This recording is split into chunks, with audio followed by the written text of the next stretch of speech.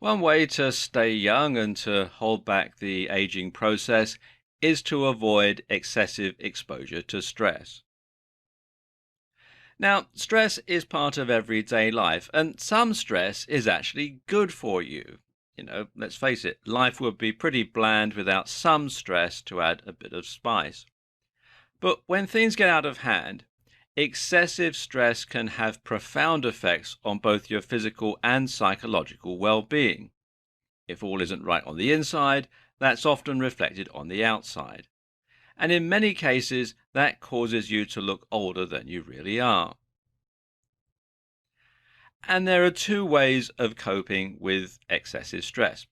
First of all, you can deal with the stress and find ways of overcoming it, or better still, avoid it altogether. Now let's look at how you can deal with the stress. And the best way to deal with stress is just to relax. Now, relaxation is different for different people.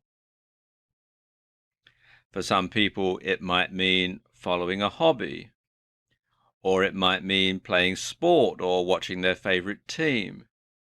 It might mean taking a vacation or a short break, or it might mean just putting some distance between you and the stressful situation. Another way of dealing with stress is through hypnosis. Now, I can personally attest to the fact that this does work.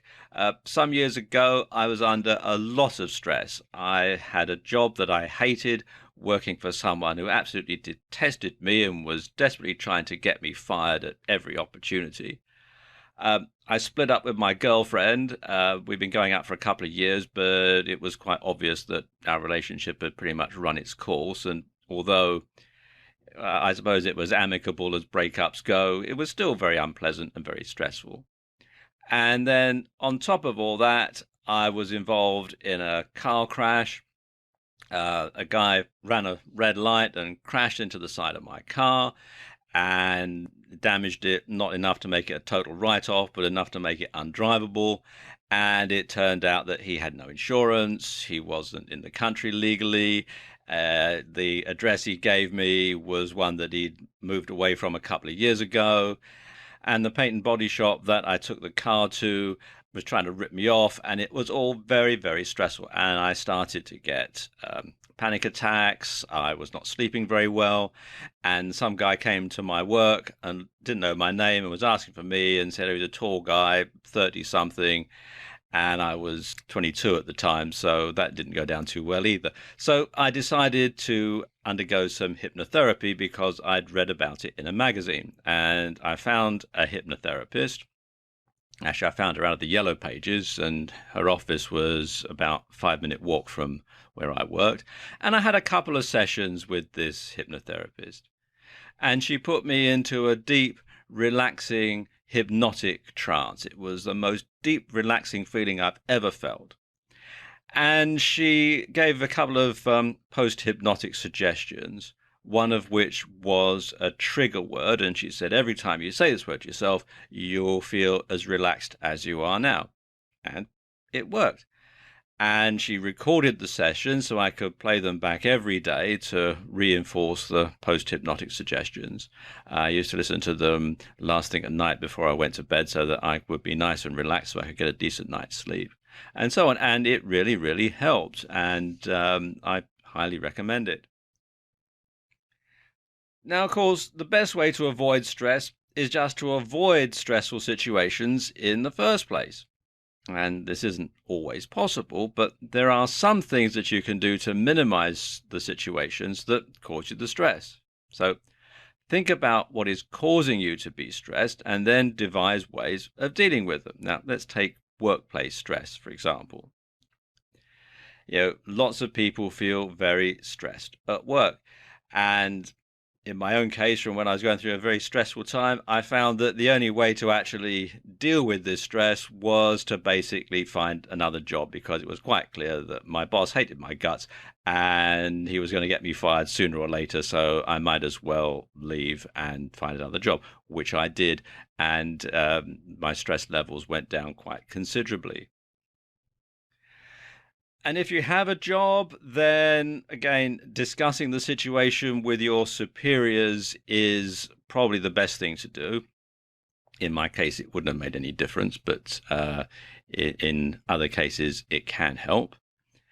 Something else you can do is to turn off your work cell phone out of hours so you're not getting work calls when you're on your own time. And likewise, not checking work emails when you're at home. And also, socializing with people from outside your work can be helpful because when you socialize with people from your work, what do you talk about? Work. So when you socialize with people from outside of your work, then you're going to talk about something different and it's going to take your mind off work and it's not going to be quite so stressful.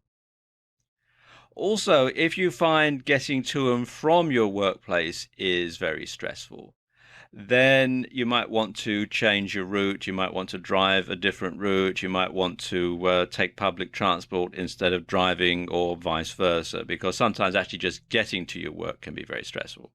And finally, if nothing else is going to work, then you have to do what I did, which is to change jobs or change careers if necessary to find something that is actually much less stressful.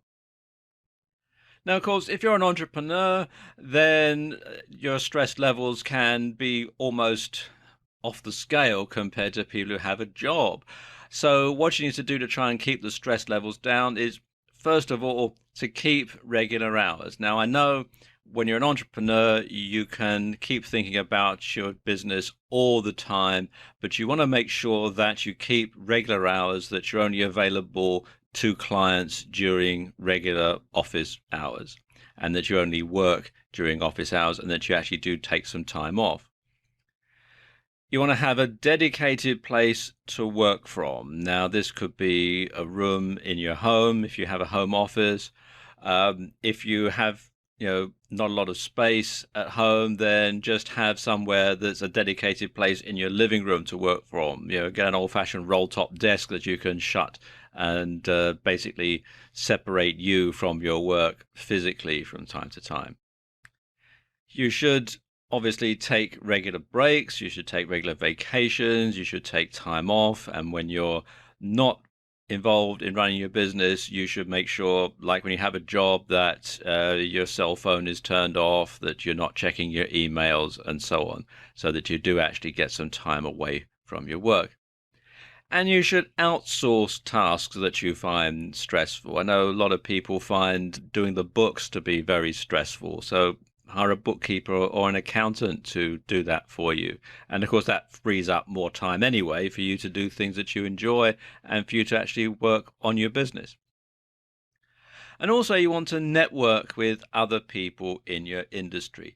And this is very important because any problems that you're facing that are making you stressed are also going to be problems that other people in your industry are facing. So, when you talk to people in your industry and you share your problems, then there's a good chance that someone is going to say, "Oh, well, that happened to me and I did such and such." And that's going to solve the problem and you're not going to be stressed about it. And there are a couple of ways you can do this. You can do this in person, or you can do it via a discussion forum, and there are lots and lots of them on the internet. If you just do a search for your industry followed by forum, you're bound to find quite a few.